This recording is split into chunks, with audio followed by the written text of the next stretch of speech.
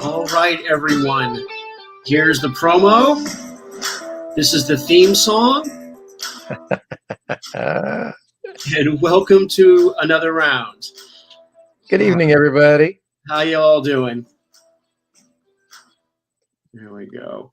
Tonight, we are going to be talking about Paul Smith's fantastic issue 173 of the Uncanny X-Men. This guy right here. That's the ticket. Yeah. That legendary cover. It's so good. I mean, the just the motion of that figure, it's incredible. Yeah, I mean, it's obviously Paul taking it just one step farther from the John Byrne, Dave Cockrum, and all the stuff kind of where it came from.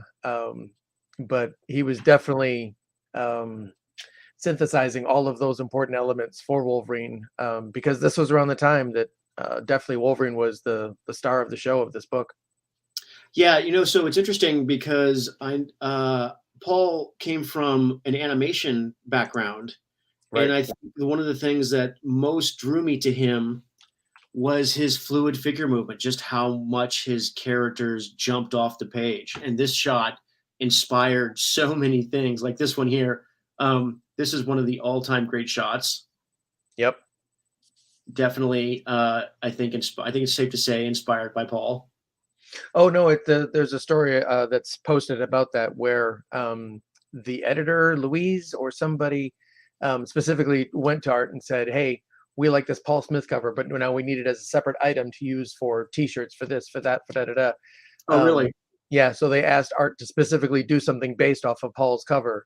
I think they printed toys and stuff and shirts and everything off of Paul's cover too, but they wanted Art to do it because then he was becoming one of the next hot guys in there.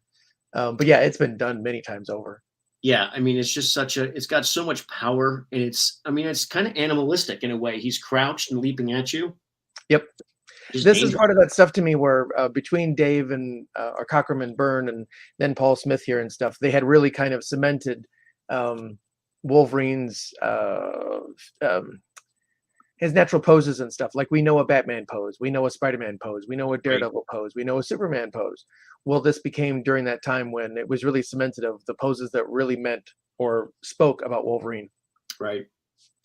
Yeah, and this is one of the first ones, that sort of coiled explosion. I just love it. And on a cover, Wolverine's been on many covers before this for X-Men, but they were usually just kind of general action, whatever particular poses.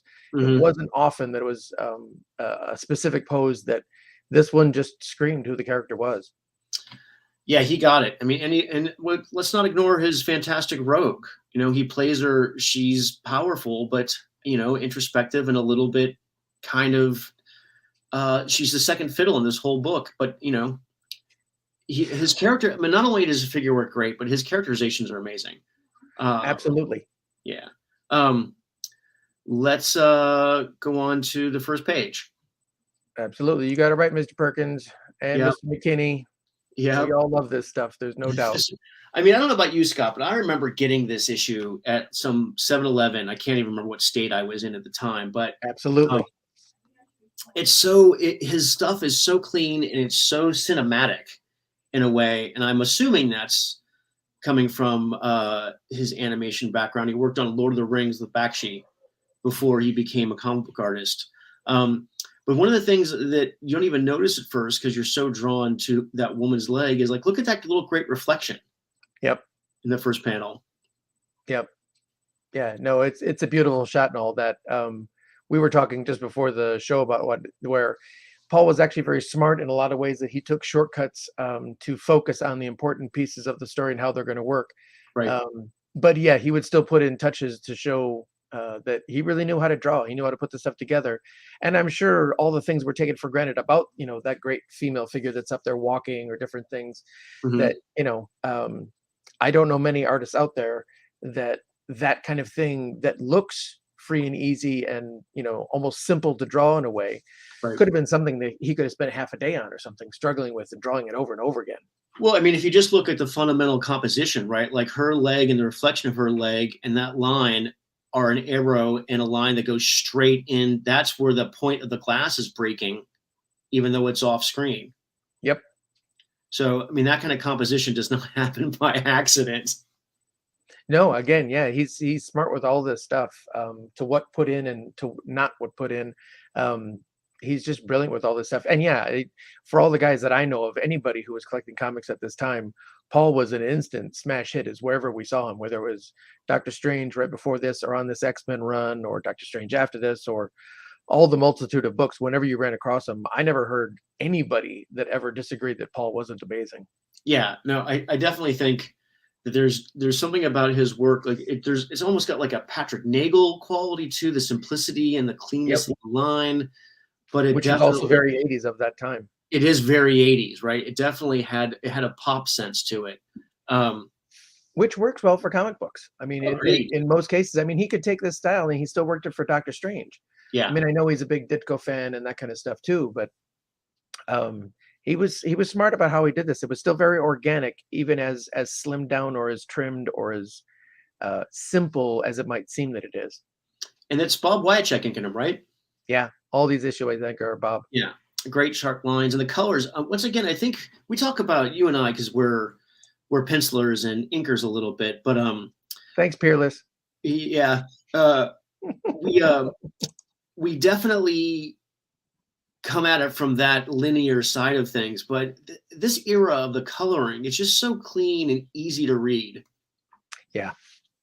Yeah, very much so. Again, smart and cinematic a lot of ways, but also very straightforward in its storytelling and how it works and builds a page and it's half of the job of storytelling. Yeah. That second to last panel there that has the purple background or the all yellow and orange panel of Wolverine at the last panel lighting up the cigarette. Yeah. Those are all storytelling things. Those are storytelling choices with color. It could have gone a million ways. They could have colored it just regular colors.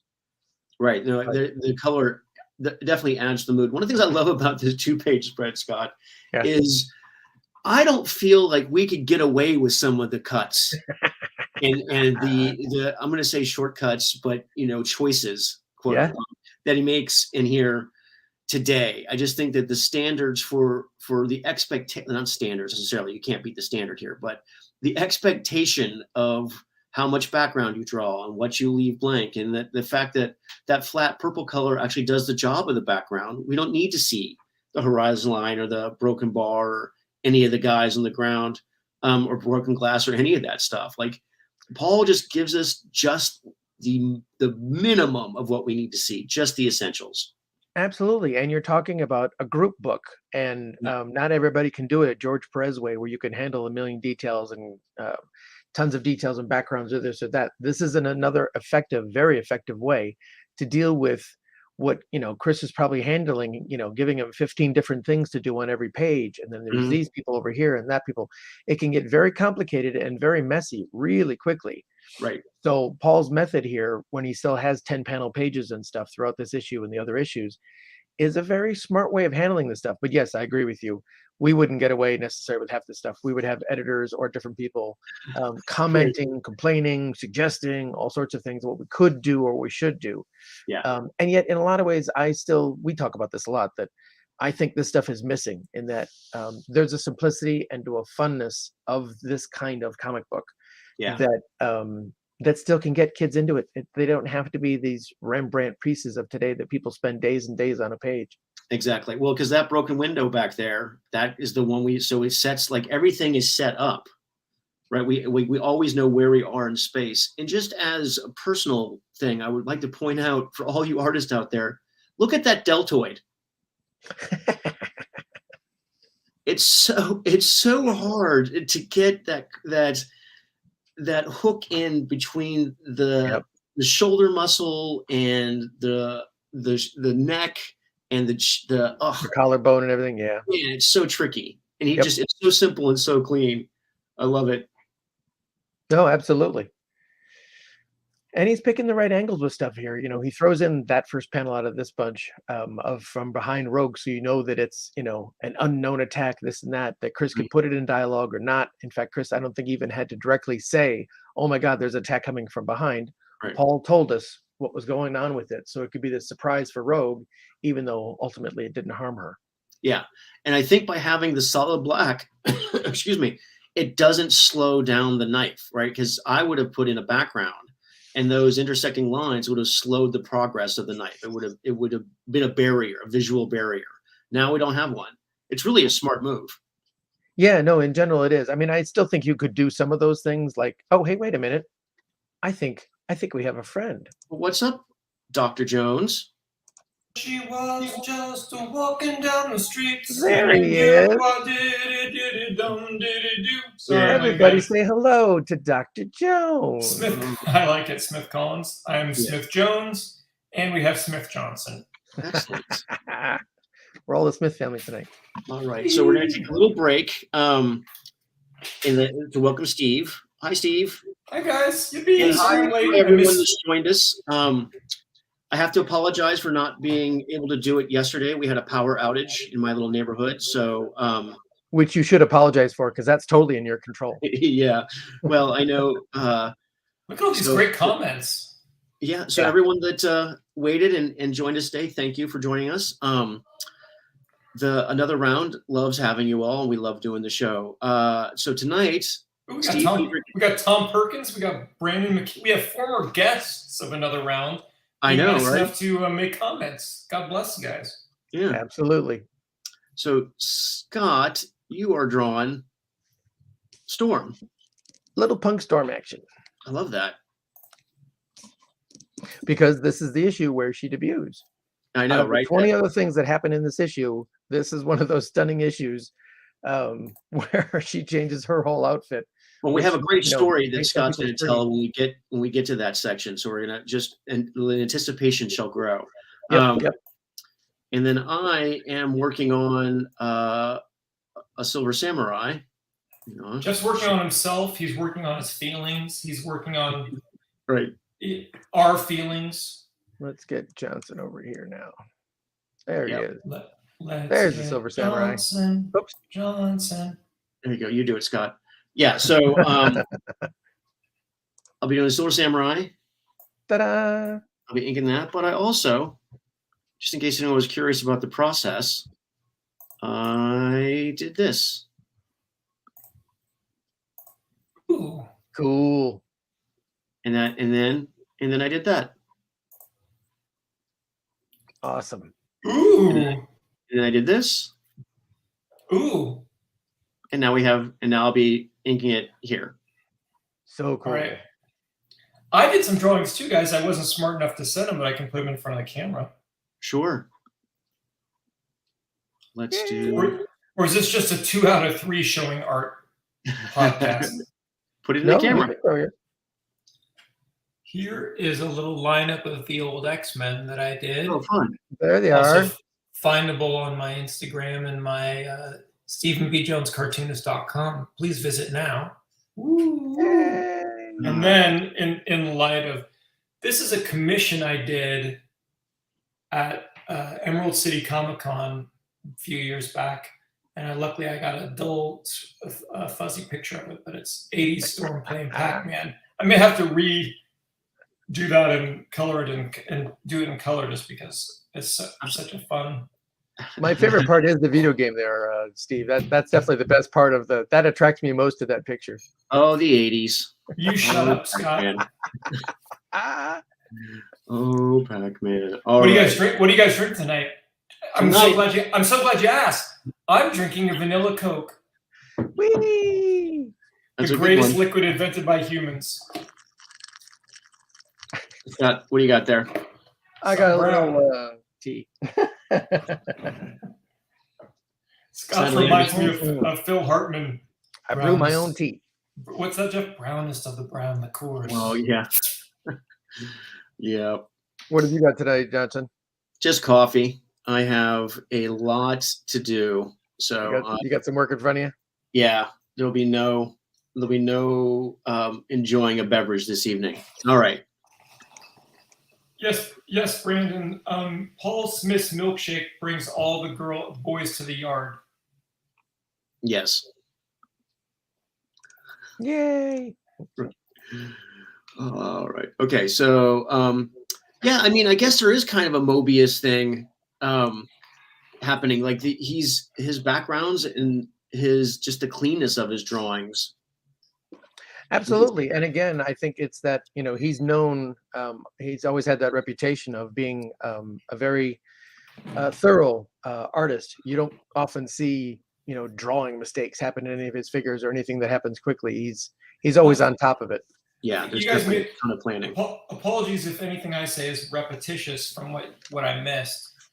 But I think, correct me if I'm wrong, but at that point, there hadn't been that many people that had moved from animation to comics at that point. And I feel like Paul had a strong, I believe he had started in animation. And I feel like, Paul's even though his the lack of line work and stylistically that animation influence is still felt, but there's still extremely solid structure and underdrawing because you actually can't draw in a simple cartoony style, just like Toth or something, without there being a very strong structure underneath. Mm-hmm. Absolutely. I also think that his staging definitely has a cinematic flair to it. Yes. So he worked with Lord of the Rings with Bakshi. Rich Davies and I said the exact same thought at the exact same time. There you go. Holy cow. That's such a great, it's such a great shot, and it's such a great way of using using the comic book, the panel, the shape of the panel. You know what I mean? Like the fact that like doing a long horizontal action in a long horizontal panel was something great. Actually, and earlier in the page, it did the same thing with a vertical panel, He does a bunch with vertical panels here, and I think I remember that in other works like Doctor Strange or Leave It to Chance. Mm-hmm. But that was also a very 80s thing to do, using those slim panels. Actually, that was one of the things where I feel like it's a Japanese influence too, while the characters are here in Japan. You know what I mean? Well, going back real quickly, Jeff, onto that earlier page, I also wanted to mention that like this last panel, that's mm-hmm. very Frank. And I found there's a bunch of panels in this issue to me that have a Frank influence on them, and that had happened just the year before. So I don't know if that was asked for or if that was something that came to Paul as he was putting this stuff together and he was influenced by it. But it was interesting to see this in here, and I had forgotten about that for all these years later. That 2-page spread is remarkable. It's when you think about the fact that Paul Smith was only on, pretty much we all put Paul Smith right up there with Byrne and as one of the great artists of the X-Men, but his run was much shorter, Only 10 issues, really. Yep. And then the amazing special, the Alpha Flight special. Yeah, and he did I think an X-Force too. It's funny, when I looked on the Wikipedia page about all that stuff, I forget if this was actually a direct quote or not, but they talked about the fact that when he was brought on board, it was already known when he started or before he started that he was only going to be on there through issue 175. That when he even started that, he knew he was only going to work through those issues. It was already decided that somebody else, I guess, was going to get the book after that, which is bizarre. I almost never heard of that. He had plans. Either he did or somebody else did. Yeah. Right. Well, so it's interesting because maybe they'd already promised the book to JR because JR was definitely just a total company man, and I don't mean that in any kind of derogatory sense. At that time, right? Like I first discovered and fell in love with JR on Iron Man, when Bob Layton and Michelini were throwing Tony Stark out of the window, and then he'd done those amazing Spider-Man issues that Jeff wants to talk about, like the Juggernaut one, right, Jeff? Yeah, someday. But then this was the reward for after Iron Man and Spidey, right? Was then JR moving on to the X-Men. Mm-hmm. Well, one of the things, Scott, you were talking about how much this book seems to be kind of a continuation, both visually and stylistically, of the Wolverine series that Frank did. Mm-hmm. I don't know. You guys are. It's been a long time since I've read these, but I don't remember there ever really the narration being first person the way it is here, the way it was in the Wolverine miniseries. So this is all from Wolverine's point of view. This is first person narration. Well, you're right. I think that changed around that time. Yeah. And definitely Wolverine speaks to the, he's narrating the miniseries. So that must have been a deliberate carryover. Mr. McKinney seemed to have liked your X-Men lineup there, Mr. Jones. Thanks, Mr. McKinney. I'm a great fan of your work as well. And yes, Mr. McKinney, we know that the amazing Mr. Paul Smith worked on some great Nexus stories. I have those. They're really good. Brandon McKinney also helps Steve the Dude Rude with a Nexus animation sample thing done in the late 80s and early 90s when Brandon was an animation student at University of California, Los Angeles, for those paying attention.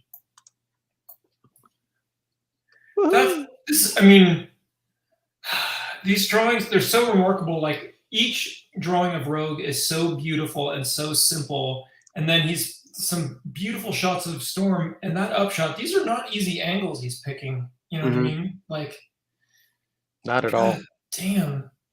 And I love just sort of he pulls away and just shows the lightning in the city. Yeah.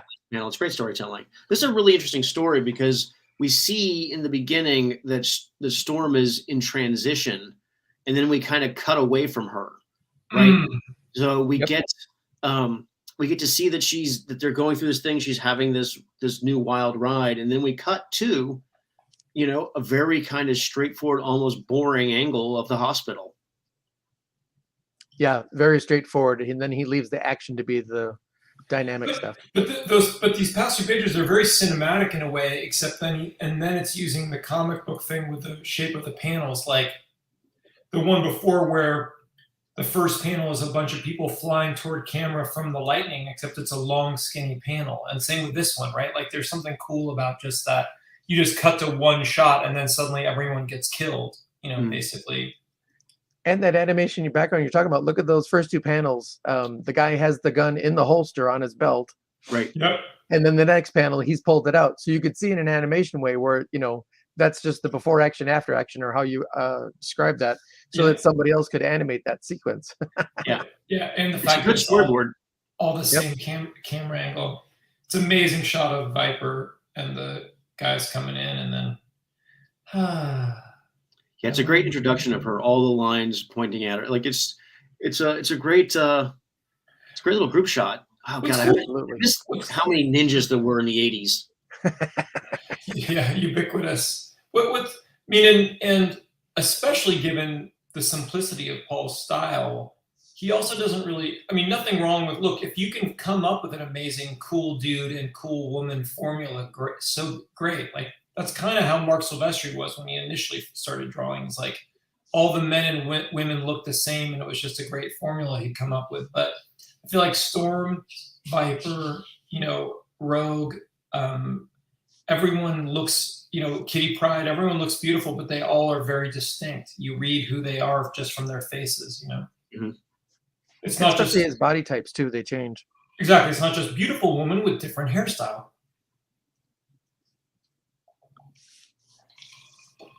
Yeah, and great cinematic sequence here of her busting through, grabbing all those people. The next panel really tells what's going on. That's just the pow panel. Yeah, the next one without, like, they're all knocked out of the building. And everyone's landing on the grass. He's using so much left to right and up and down. It's amazing. Yep. And we talked about it a little bit earlier, like the color is just doing so much work. Everything is just so simple and fast and clean. And you really get, without a lot of extra line work, this scene just moves so quickly. Is this Glynis Wein? Yeah, I believe so, yeah.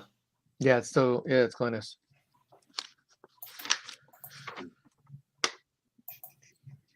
Oh. Love his Wolverine. There's a real, there is an absolute structure to how Wolverine's mask works in Paul Smith's world. And we particularly see it in this sequence, right? Every time he draws Wolverine's mask, like, Paul has he has decided this is how his mask works. Mm-hmm. And Paul did his own little tricks on some of these things. He made the nose piece different than everybody else had before. He had the nose pointier, more that, see that V shape. Right. But he was the first one to do that. And the wide nose too, you know what I mean? But it's like, but then when you see it in the 3/4, he retains that. I mean, it's yeah. Paul, I mean, it'd be very fun to do an animated X-Men series and really try to capture what Paul Smith did in the head turnaround for Wolverine. That would be fun. Or I mean, I guess we could just go to the source and ask him to do it. I suppose. Right. Oh, nice. Jeff or Scott? I did a couple of these. Yeah. Yeah. That's great. Yeah. So it's just to show the action of the stuff. You can go ahead, Jeff. Oh no, I was just gonna say, like, it's a great job, Scott. It really shows the planning and just how succinct the drawings are. Yeah. And it's just how the action moves. One, he stops it here, he moves it there. They're aiming at each other. That fourth panel, it shows that the action's catching on the left side. Third, on the Wolverine side, so it's much more him attacking Samurai. Samurai attacking him, and then Wolverine gets to counter on the last panel. Then the attack is on that side of the third of the panel. Right, moving really forward. Great stuff. Yeah. And you did it for this one too, right? Yeah. Yeah. Well, I love that. You have the back and forth, right? The exchanges, the way the who's has the power jumps back and forth in the panel. Yeah, it's great. Yeah, they each get to shots. It keeps going back and forth on the left and on the right. And here he did something that was really smart too that I noticed when I was actually doing these little diagrams over it. In that third panel, he starts taking the action happening off the panel. So Silver Samurai is actually getting whacked off panel. It's sort of on panel, but it's really off panel, which then smartens us to think. Then we have to pay attention. So then the fourth panel happens, and we know that Wolverine's caught there, but subliminally, otherwise, whichever, we can see that Silver Samurai's arm, his sword arm, is off panel, stretching way out. So when we go to the next page, we can read into it, and even though there's an exit wound, but there's no entrance wound, all those old kind of comic book rules that we have to deal with, we know what's going on. We know the motion that happened. We can feel it. He actually anticked off screen, basically. He set up the stab. This is so goddamn good. Boy, did we pick a good issue or what? I can't believe how much stuff happens in this issue. Yeah. This is an amazing issue. It's arguably more significant than 175, which is also a freaking spectacular issue. But it is really cool. But maybe our entire podcast should just be talking about X-Men. I think I could do it. Wow. Yeah, see, because he set us up for that first panel there. So we knew to center on Wolverine's face, which tells the story of the damage being done. And then we have the exit wound of the sword. But so much of that is being taken off panel. It's being hidden. You have to think. You have to know what that action is without seeing it, because these are still under the old rules. In addition to the flow thing that you're doing, Scott, each of the four goes like this as well. Each of these 4 pages that have 4 panels go like this. Like they bring us back and forth. They ping pong back and forth. Absolutely. Yeah. So Scott, too, I think you make an excellent point about a portion of the action happening off screen. But if you remember back in the day, this is still comics code. Yep. So you could show an exit wound or an entrance wound, but you could not show both. Right. So he's just implying, right? In this one, we actually dealing with exit wounds. They got very picky about that too. Yeah. But exit wounds were gross. They were good. They didn't like them. But we never actually see an exit, and we never really see the violence. Well, no, Paul made it very elegant in here. As dangerous that is, we have to read the words on the pages. That first panel, we find out, because both Wolverine in this section, they talk about one of the 50 things I wrote down that happened this issue. Wolverine almost dies this issue. Right. That first panel does look a lot like an exit wound, guys. I'm just gonna say. Oh yeah. No, you could show an exit wound. You just couldn't show an exit wound and an entrance wound in the same panel. But it's also it's perpendicular to the actions being perpendicular to us, so we're not really seeing the exit of it itself. And there's no blood. There's none of those extra things going on, and all the stuff that people would do now. Right. Yeah, that's still that setup stuff. That's just so good. Yeah. Ouch. No speed lines on that sword going through. Nothing like that. Nothing to make sure we sold that extra moment. What Paul Right. did there in those, 15 lines instead of 2,000 lines totally told the story. Yeah. Right. Yeah. And that bang, that horizontal division, and then No, Logan, son, no. I know he's just skewered you and nearly chopped your head off. right. But even on that second panel there, he took the action off the panel again. He's so close in, we don't necessarily see what's going on. Mhm. And I don't know if he was the one who said we need a snap or someone else said it or not, but it's elegantly told how violent that is, and yet it doesn't come off horribly violent. Yeah, You wince a little bit, but you're not grossed out. totally. Speaking for yourself, I winced. Well, no, that's what I'm saying. You could wince at all that stuff. But like, you think of the movies that would do that nowadays, where you'd see a stump of a bone sticking out, or, Right. his sleeve would have been all ripped up because of the break to make sure we knew it broke. You didn't have to do any of that stuff then. And we still knew. Oh, I love Mariko's hair. I just love the way he did hair, that shine. It's so good. All right.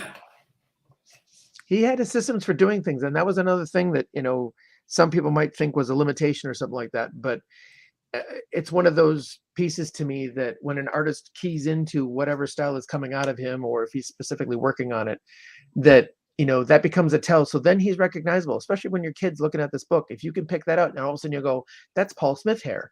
No matter if he Right. takes it to whatever book going on, you go, "That's Paul Smith hair." Yeah. Long, short, whatever it is. I love that he made the decision that Viper's black hair is so black it has no reflection. Yeah, no highlights. It's essentially magic hair. Yeah, and the thing about it is Paul does not do a ton. I mean, his angles are pretty much eye level, right? He does not do a lot of extreme low angles or extreme high, like bird's eye. He saves them for very extreme situations. Yeah. Yeah.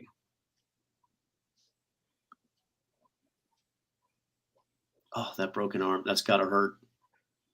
Yeah. But all this stuff was just absolutely thunderous to us. Again, as we're talking about how simple it is, when these issues came out, we were all just ravenous over this stuff. Yeah. Well, I mean, we've became an overnight fan favorite. Yeah, Wolverine. This era is what really made Wolverine famous. Starting with, well, I mean, I think I think Byrne is definitely what moved Wolverine fully into the spotlight, right?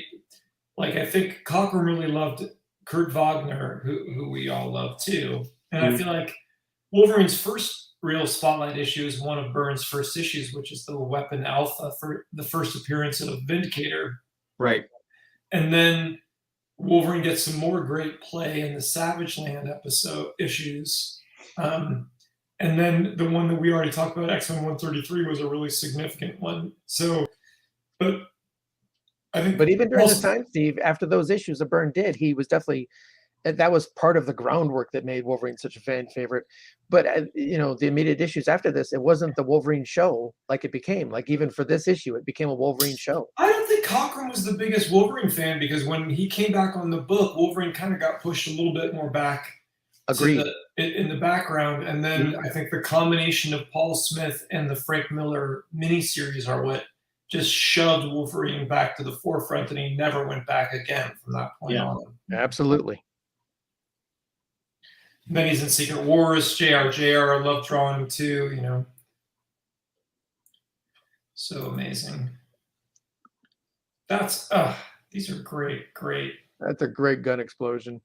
Yeah, and Steve, your point of her having solid black hair, except when that gun blows up in her face, we get some serious highlights on it. Yes, well, it makes it part of that light source that's being so bold. Yeah. Well, there we go again with the hair. Here's this guy, David, that he never really liked Kitty before Paul Smith took over, and he loved the way he drew her hair. Yeah, absolutely. So yeah, for sure. One of my favorite compliments I always remember Jeff getting when we were starting off. Look at this. See, this is part of that great sequence. Yeah. We skipped over. I was drawing when we were doing the other part where she tries to kiss him the first time. Oh He's yeah, like, no, you're not doing that. Yeah, Yeah, Paul, that's- he literally is going to pop his claws underneath her face. You know. that Well, is and it such was this whole sticking point that just 2 issues before, she joined, and we had to deal with that like huge backlash that was very realistic with all the characters not liking her, not wanting her in the group.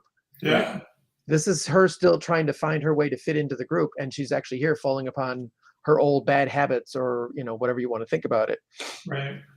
But then it's neat because it turns around with that sequence we were just in at the end of the really, fight. Where it's a great circle that he closes here, right? Because absolutely, now he's kissing her. yep, Circle of because life, she guys. did the right thing and she stuck herself out there for the team. Mm-hmm. Yeah. So she almost dies this issue. Wolverine almost dies this issue. So many good things. Marco looks Oh, so now we get to beautiful the in this twist. sequence. And then the mastermind shows up. Damn you, Jason Weingard. He was a major player in the X-Men for a long time. The power of illusion. Which is great because it just shows when you take a second or third rate character like that nobody else paid attention to, Mm-hmm. and yet use him effectively, and he could be a really major villain that could screw up their lives. The way that Tom Perkins uses the mimic. Tom Perkins does like to draw the mimic. Oh, nice kimono. That's true. All right. But look at that too, like you were talking about, Jeff. I mean, Yeah. he's touched the Amazing panel. fortress way in the distance. Yeah. Yeah. And more reflection. Let's just draw a couple trees. Right. Right. The little bonsai trees. Yeah. That's an incredible shot. Incredible Mhm. shot. Incredible shot. Absolutely. Actually, and I mean, Smith does keep the camera a little low. Actually, Jeff, I'd say, like, and he actually really enjoys doing the panel border as the floor. Yes. Like he does. I mean, he does it on this that this shot page, there. and he did it right before in the page before, and a couple different times, like just in this issue. When you do it properly, it's great. But your perspective has to be right on. You can't be faking it, or it looks really weird. Another amazing triptych, and the 2 close-ups before amazing. I mean, it's just an incredible page. 1, 2, 3, 4, 5, 6, 7, 8 panels. With And look at those roses too. Those roses are beautiful. With the payout, the money shot being the back of Mariko in front of a Buddha. Right. Well, I mean, it's the storytelling. He picked what's important in that scene is the emotion of her walking away from her wedding flowers. Some lucky devil has that on his wall. Yeah. This page. Another amazing page. 1, 2, 3, 4, 5, 6, 7, 8, 9, 10. We got the whole team again. I mean, everyone's sizes are so great, and And think about how busy this page is. If you'd gotten the script, okay, we're going to go to this one location. Everybody's going to walk in this location. We're going to introduce somebody new in this location that the team hasn't met before. great. How are you going to respond to that? Great establishing shot. Then 1, 2, 3, 4, 5, 6 people in the foreground. Then we got Wolverine in the middle ground, and then mysterious people in the background. We then reveal in an amazing shot, and I love that they put Corsair more in the foreground, so there's some added depth in there. Lorna Dane looking freaking beautiful. Then we get a little 2-shot of Scott and Madeline. Madeline, you're a jerk. We just don't know it yet. Oh yeah. Then Landor is almost going to kill her. Yeah, Landor takes out her lightsaber. Oh my god! All of And this. then here we have the teaser introduction for Storm. Exactly. Right. They still give us this teaser. Holy mackerel. The amazing thing about that page is all the things you guys mentioned, but also that he was able to fit in a tremendous amount of dialogue. It's true. It's And that one's one of the heavier pages for dialogue. Yeah, Oh. this issue is fairly light, but this is one of the heavy pages. It's almost like Chris was saving it up. Well, there's a lot to explain here that Paul just can't do. You can't tell, yeah, Corsair's there, but unless you tell people that's Scott's dad, or Havoc's there, that's his brother, you have to put all that stuff in there. It has to be said. David Smith, these are some great examples of Kitty's hair from both the side, the back, Yep. like there's, again, a consistent Kitty hair turn. Absolutely. Yeah, it shapes. Everyone's, there we go. There's the money shot. Such a great. I mean, Right, because there we again, go. this is Wow. still the comics of the '80s. Now she'd get a full page, so he has to give a full body shot, and we still have, five Right, other it's just panels on one the goddamn out of page. 6 panels. It's not even that big. I mean, it is, but that is the new Storm. And so, Scott, why don't you tell the? Let me see your drawing of Storm. All right, so here's the story that's they say it's from an interview in 2008 from Paul Smith. Which About the story the makes whole me Storm sad, Punk by the way, but I do think it's funny also.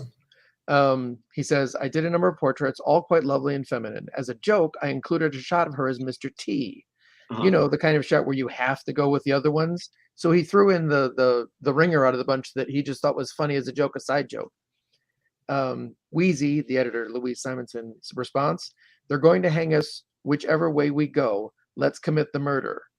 So they said, no matter what, nobody's going to be happy with a new style for Storm, whatever it's going to be. So pick the most outlandish one out there, figuring it may not even last, which is hysterical that it did last. Right. Paul says he argued it that it was only a joke and a monstrously bad idea. But seeing as he'd only been on for a little bit and that he was going to be leaving in just a couple more issues, this is almost the end of his run. That he said his vote didn't count. So that's what they had left was this Mohawk version, this punk version. And I mean, I loved it. It was such a revelation. Right. How ironic that, in Paul's mind, he just thought he was sort of doing a joke and a throwaway, and he ended up creating like one of the most iconic, redesigns of a character ever that only made her so much more relevant, and people keep returning to it. And absolutely. Think about how great Alexandra Shipp, the new actress that plays Storm in the latest, how great she looked without. It's just a great freaking look, It's so 80s. I mean, it's very punk. I mean, it's just something that it would never have occurred to me. No. And the hair, and the makeup, everything that went along with this look is just spectacular. And I remember not liking it at the time, but I do have to admit after all this time that, there are some really great iconic parts about it. And it's been one of those that's been malleable too. They brought the Mohawk into different costumes. Yeah. So it doesn't even have to be this punk thing necessarily. They've turned that punk thing and almost into a like goddess punk Mohawk thing, which is, huge and flowing and all that kind of stuff, which is still a little more reminiscent of her regular hair that we were used to, the godly hair. And, huge points to Louise Jones / Simonson for, having the guts to that have to go, let's go bold or go home, Yep. And I remember when I read this and I remember Kitty's reaction being like, well, that's not cool. How she runs away. But then years later, I shaved my beard for the first time and my wife cried. Oh, really? Yeah. Because that's that other part of the story that's in there too for the Wikipedia page. That's where that reaction that Kitty had, they said that was based off of Luis and Walt had gone on some sort of vacation. He shaved his beard on the vacation, came home. The daughter saw him for the first time and ran from the room crying, saying, "What did you do?" Yeah. My wife burst into tears. She didn't recognize me at first. Wow. Oh, Megan. God. And then, right. I love that Paul has managed to pull off the reveal and then still have an entire conversation of Kitty's reaction, Scott and Jean's reaction, and then we still cut to a different scene with 1, 2, 3, 4, 5, 6, 7, 8 people, and still plenty of room for dialogue. What the freaking hell? Absolutely. There's still tons that happens on every page of this book. And Storm still has to change costumes. One of the things I love most about that panel is how much attention into detail he paid into the little stools, those little fold-out stools. Yeah. It's just such a great little detail. And those little boxes on the tables. Yeah. And it's just that added bit of just the good, simple 2-point perspective that creates that much more depth. Everyone's standing on the proper line. Here's some serious animation stuff going on in those bottom 4 panels. Yeah, exactly. And actually, this humor I liked. I didn't always like some of the humor that Claremont would throw in once in a while, but that was hysterical. That was brilliant. I love her yellow hat. I really like the Paul Smith made up these goggles for these like civilian goggles for Scott, and they're a great silhouette too. Mm-hmm. Absolutely. Yeah. And yet still, I think, calling back to Scott's like 60s heritage of where X-Men came from and stuff. To me, they feel a little 60s. Yeah. Easy Rider kind of thing. Beautiful shot of Marco. Such a great setup. Dun, dun, dun. Well, yeah, like one of the things I like about this setting is, so Marco, even though she's entering the scene, she's still kind of walking away from Wolverine. Mm. Yeah, she's being very quiet. Her back is to him, and she's all alone. She's all alone in this shot. Excuse me. Right? Like, yep.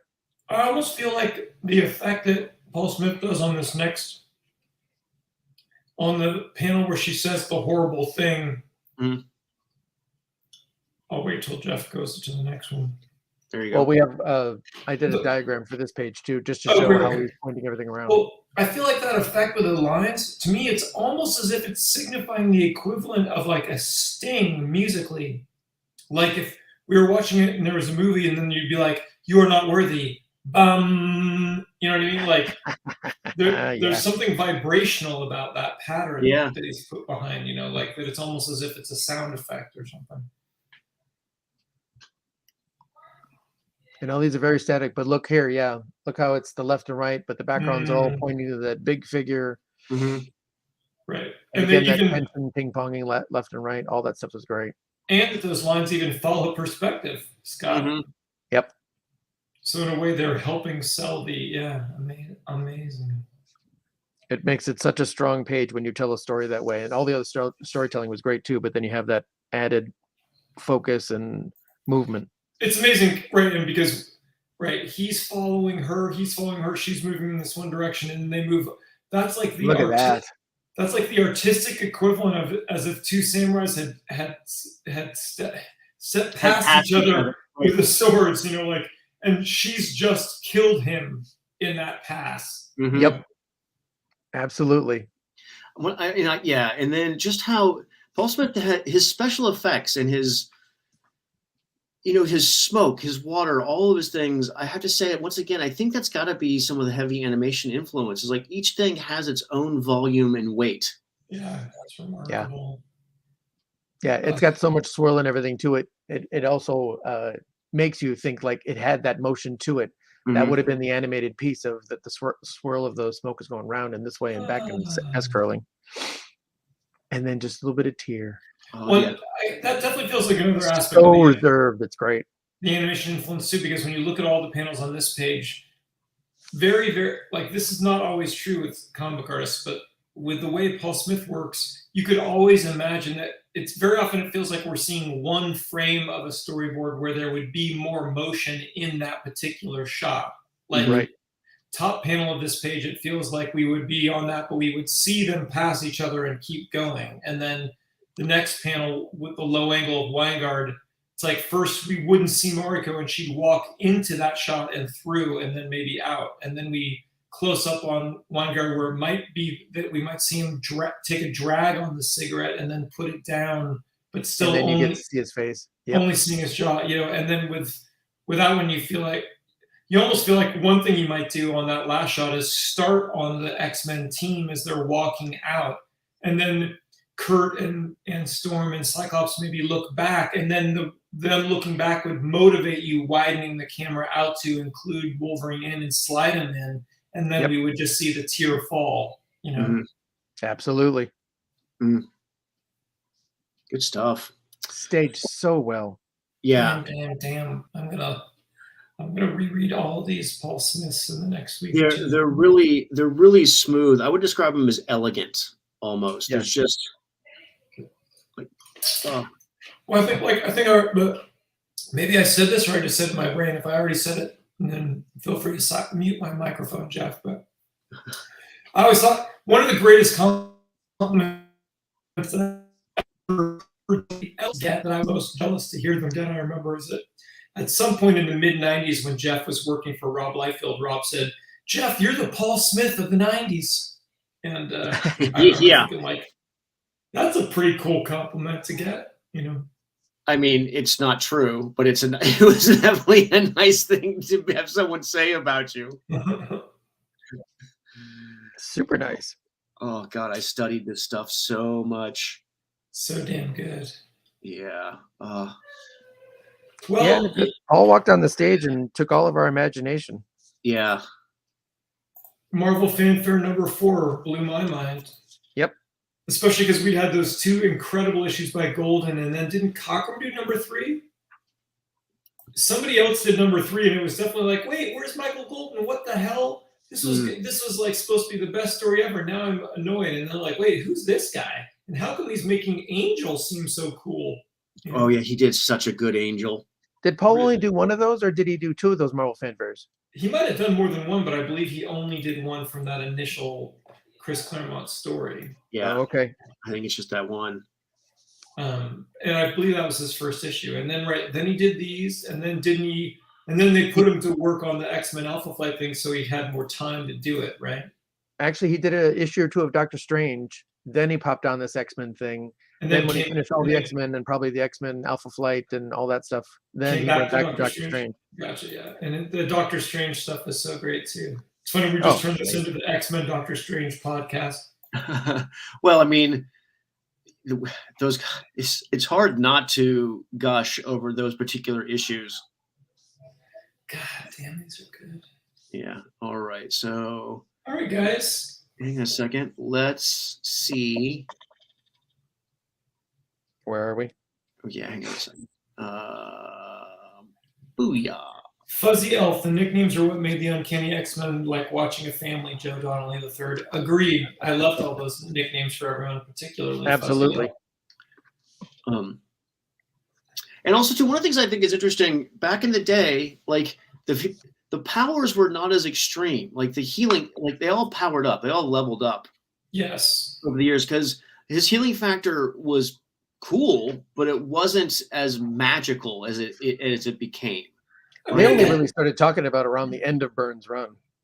I guess that you could make the point. It's a little bit like playing D&D, right? Like you do start everyone's first level, and then as they go along, you do kind of have to level them up. They can't just remain like the sprightly newcomer initially, right? Oh, I didn't do any drawing, but I will be finishing that in ink at some point. Good times. And we all want to see it, Jeff. Oh yeah. Yeah, everyone's waiting. So not the Paul Smith of the 90s. Pale imitation. Well, no, Paul probably wouldn't have finished either.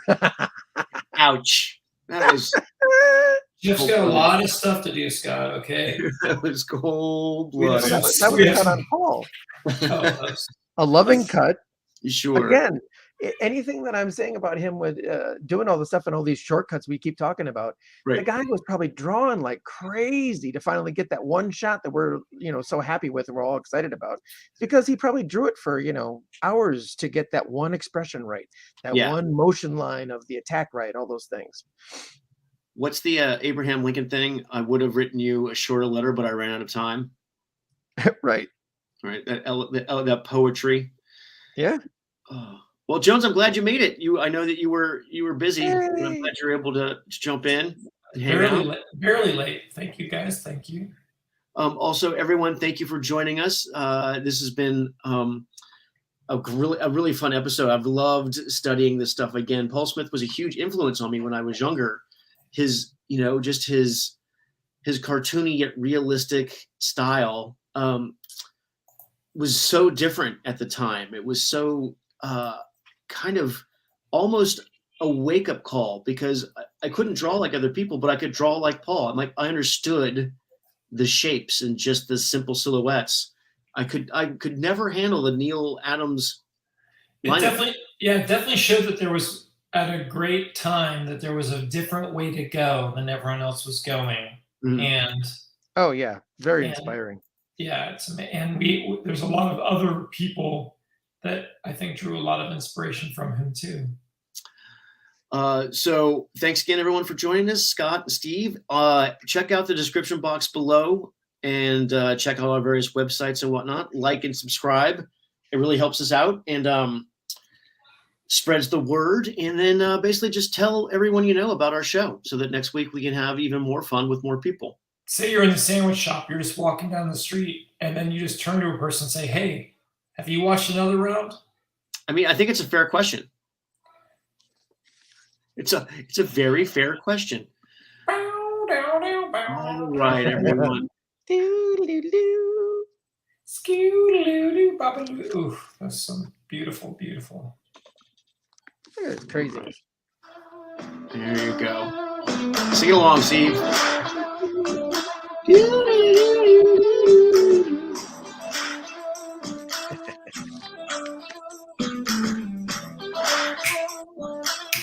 Join us next week, everybody.